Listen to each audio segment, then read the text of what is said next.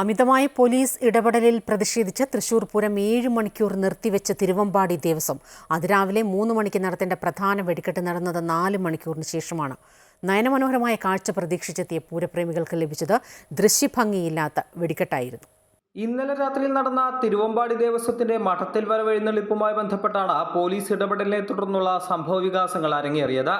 സംഘാടകരെയും പ്രധാന പൂജാരിയെയും ഉൾപ്പെടെ പോലീസ് തടഞ്ഞ സാഹചര്യത്തിലാണ് രാത്രി പൂരവും നിർത്തിവെച്ച പ്രതിഷേധിക്കാൻ തീരുമാനിച്ചത്.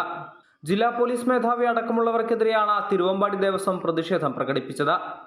നമ്മുടെ എഴുന്നള്ളിപ്പോ അല്ലെങ്കിൽ മറ്റുള്ള കാര്യങ്ങളോ കാണാൻ സാധിക്കാത്ത വിധത്തിൽ എല്ലാ മെയിൻ റോഡുകൾ എല്ലാ കവാടങ്ങളും അവർ ബ്ലോക്ക് ചെയ്തിരുന്നു.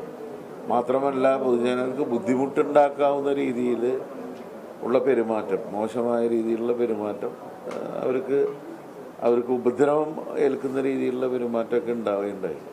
ഉടക്കി നിന്ന ദേവസ്വങ്ങളുമായി റവന്യൂ മന്ത്രി കെ രാജനും ജില്ലാ ഭരണകൂടവും നടത്തിയ മാരത്തോൺ ചർച്ചയ്ക്ക് ശേഷമാണ് നിർത്തിവെച്ച വെടിക്കെട്ട് രാവിലെ നടത്താൻ ദേവസ്വങ്ങൾ തയ്യാറായത്.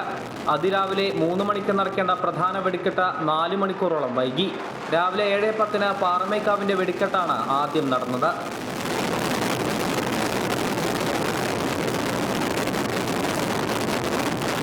കണ്ണഞ്ചിപ്പിക്കുന്ന കരിമരുന്ന് പ്രയോഗം പ്രതീക്ഷിച്ചെത്തിയ പൂരപ്രേമികൾക്ക് ലഭിച്ചത് മണിക്കൂറുകളുടെ കാത്തിരിപ്പും നിരാശയുമാണ്.